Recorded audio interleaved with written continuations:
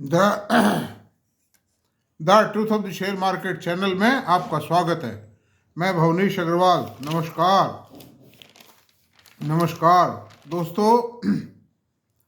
Share बाजार करिश्माई दौर में है और आज हम इसी पे चर्चा करेंगे कि क्या क्या करिश्मे और किस तरह से होते हैं। भीषण करिश्मा है और खैर मैंने तो पहले भी खूब देखे हैं, लेकिन जो नए लोग आए होंगे शायद हो सकता है उनको पता नहीं है। जो पुराने लोगों को पता है ऐसा होता रहता है। आप देखिए कि पिछले करीब 4-5 दिनों से 4-5 सेशंस में, कल से पहले के 4-5 सेशंस में यूएस के नैस्डैक, डॉ जोन्स, S&P 500 इनमें गिरावट लगातार आती जा रही थी और 300-300 पॉइंट, 200-200 पॉइंट नैस्डैक गिर रहा है एक दिन में, S&P गिर रहा है, डॉ जोन्स गिर रहा है, 700 पॉइंट गिर रहा है। तो ये जो तूफानी गतियां थी और उसके प्रति कई विचार व्यक्त किए जा रहे थे कई विद्वानों के द्वारा। और कुछ लोग ये कह रहे थे कि साहब नैस्डैक के बारे में ये कह रहे थे कि टेक्नोलॉजी से शेयर निकल के अमेरिका में जनरल सेक्टर में जा रहे हैं। क्यों कि अमेरिका में अब ब्याज की दरें घटने की संभावना कम हो गई है। कारण क्या है कि इन्फ्लेशन ज़्यादा आएगा। लेकिन वो सब बातें और इंडिया के बाजारों में भी कुछ उसका प्रभाव था, एक डर था, मतलब क्योंकि बाजार सक पकाया हुआ था। एफआईज भी धड़ाधड़ बेच रहे हैं, खटाखट बेच रहे हैं।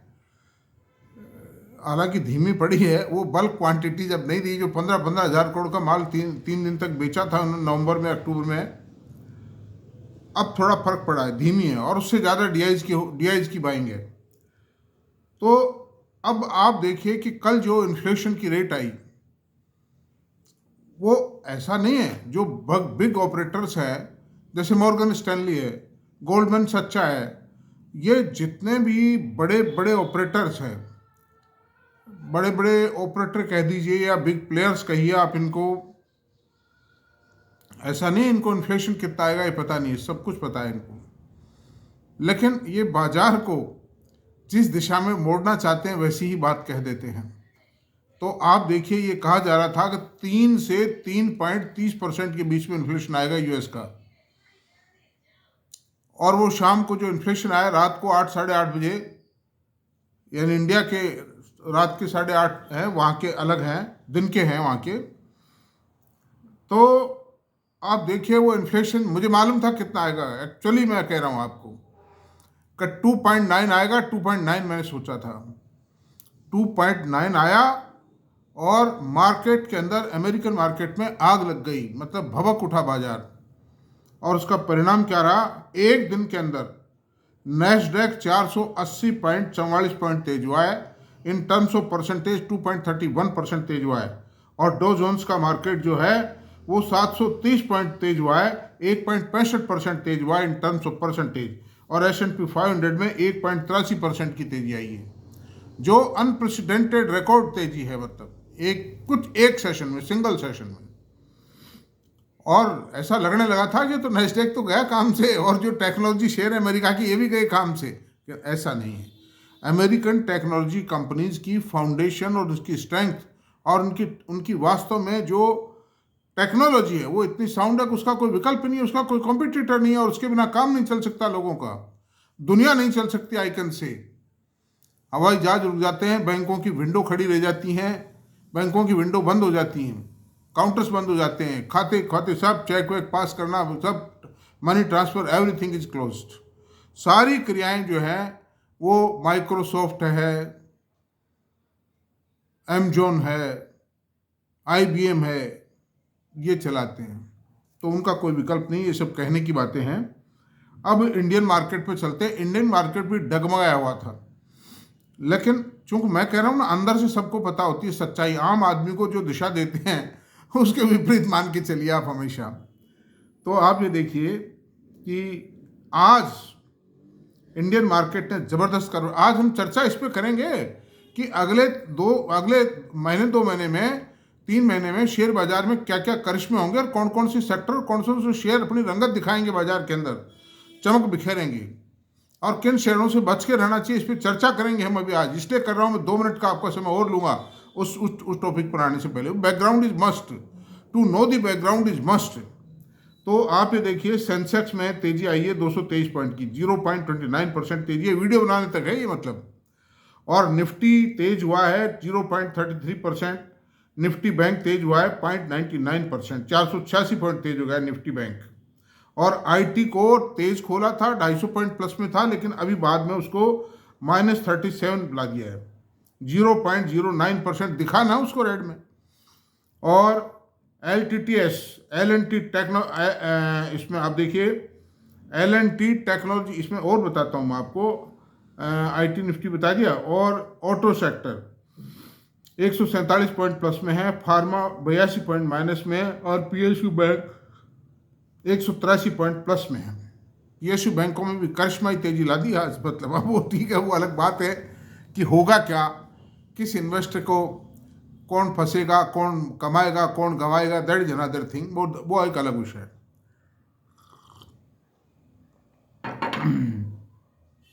तो ये मैंने चर्चा किस लिए की है, अभी आपको मैं बताता हूँ, लेटेस्ट एग्जाम्पल देता हूँ।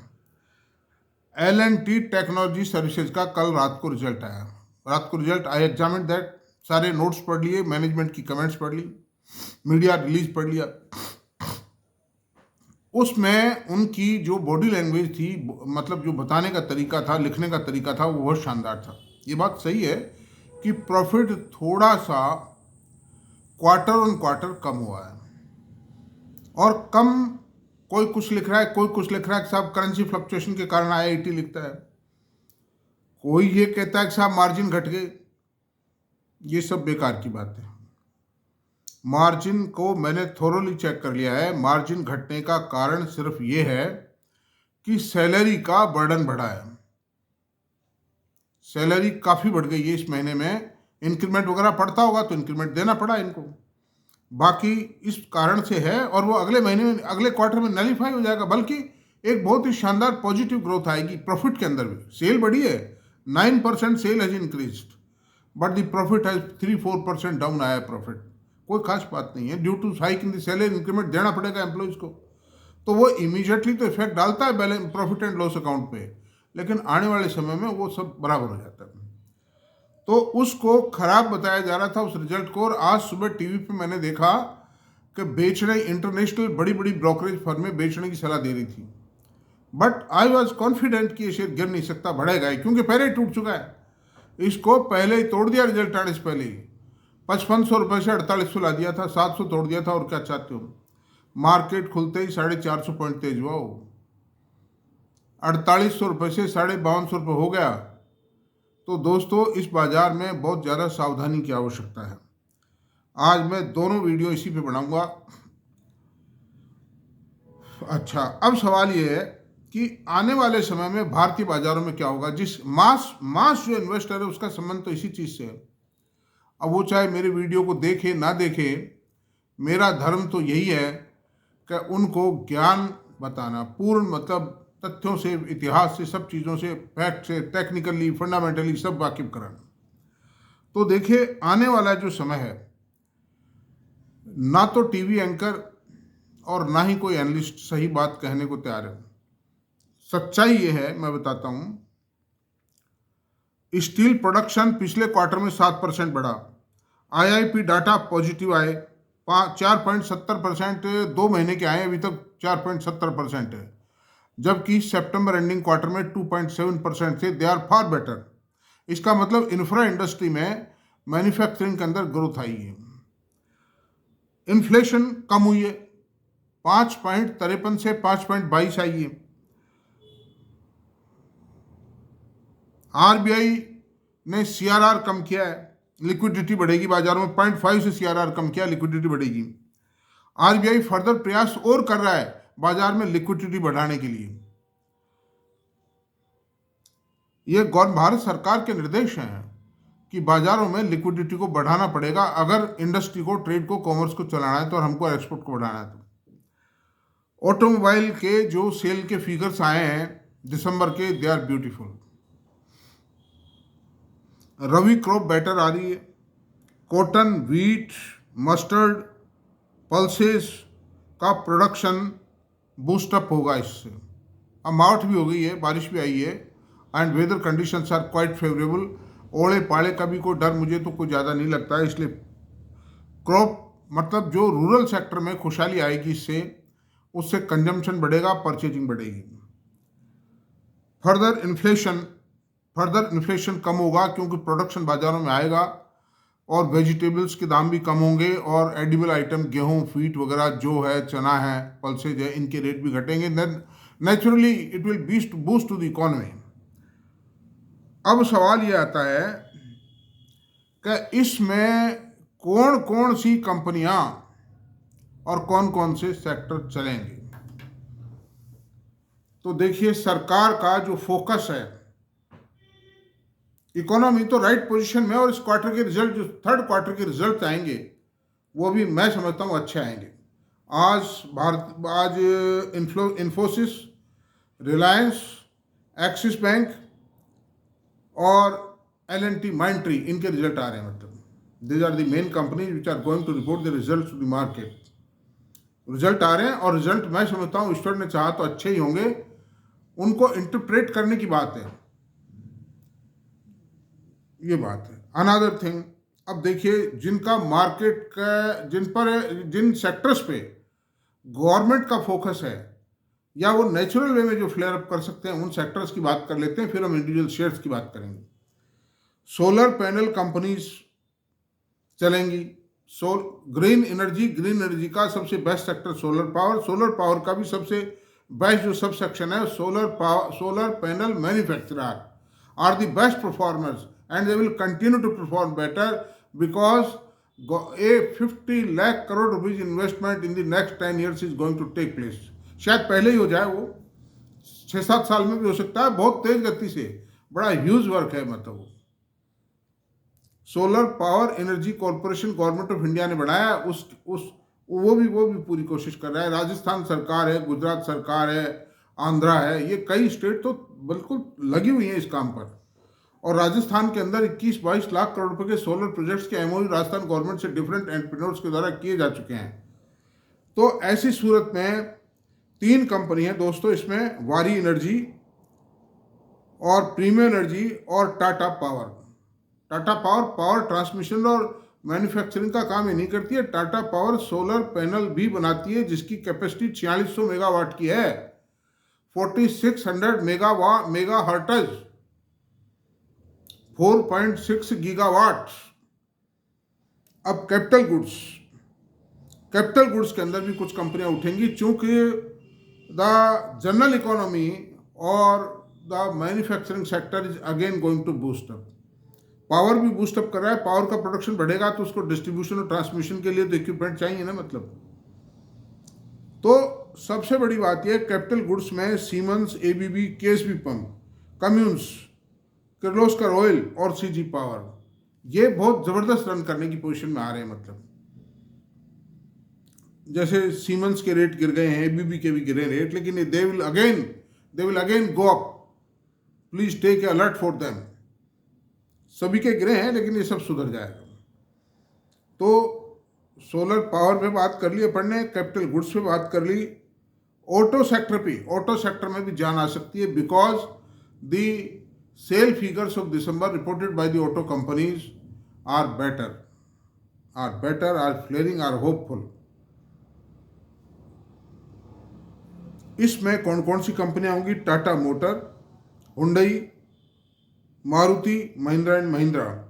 और चूंकि rabi crop is coming better, इसलिए किर्लोस्कर ट्रैक्टर और महिंद्रा को इससे बहुत बड़ा सहारा मिलेगा और आयशर को मिलेगा। आयशर मोटर भी फ्लेयर अप कर रही है, उनकी जो कार है, उनकी जो मोटरसाइकिल है, that is flaring up in the market. Hero Honda और बजाज ऑटो भी फ्लेयर अप कर जाएंगे, 2 व्हीलर में टीवीएस भी फ्लेयर अप करेगी। तो entire auto sector is going to resume the rally again, my think, मेरे ख्याल से जो हालात नजर आ रहे हैं उस हिसाब से। बाकी शेयर बाजार है, देखिए कुछ नहीं कहा जा सकता इसमें। अब ये बताइए आप कि मेरे ख्याल से आईटी सेक्टर चलेगा। आईटी सेक्टर को कोई नहीं रोक पाएगा, बिकॉज जिन भी कंपनियों के अभी तक 3 कंपनियों के रिजल्ट आए हैं, तीनों ने, टीसीएस ने कहा है, एचसीएल टेक्नो ने कहा है और एलटीटीएस ने कहा है, तीनों कंपनियों, बड़ी company, all the three companies are saying कि बाजार में यानी यूएस मार्केट में भी, यूएस में, यूरोप में और जो भी और मार्केट है, इंडिया में भी डिमांड सिनेरियो इज स्ट्रॉन्ग और इनकी जो डील विंस है ना वो काफ़ी अच्छी हो रही। तो इस बेटर शेप में, इस बेटर कारणों से ये सेक्टर, आईटी सेक्टर भी फ्लेयर अप करेगा।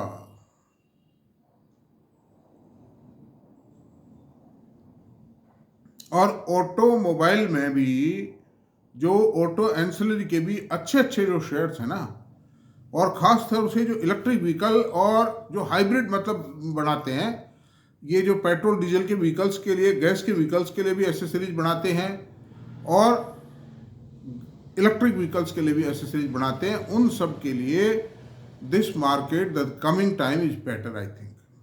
और उसमें एक शेयर है, सबसे बढ़िया शेयर जो है, 3 शेयर है वैसे तो, संवर्धना मदरसन ठीक है, यूनो मिंडा ठीक है, मिंडा कॉरपोरेशन ठीक है, गैब्रियल ठीक है। ये 3-4 शेयर काफ़ी अच्छे हैं। मैं आपसे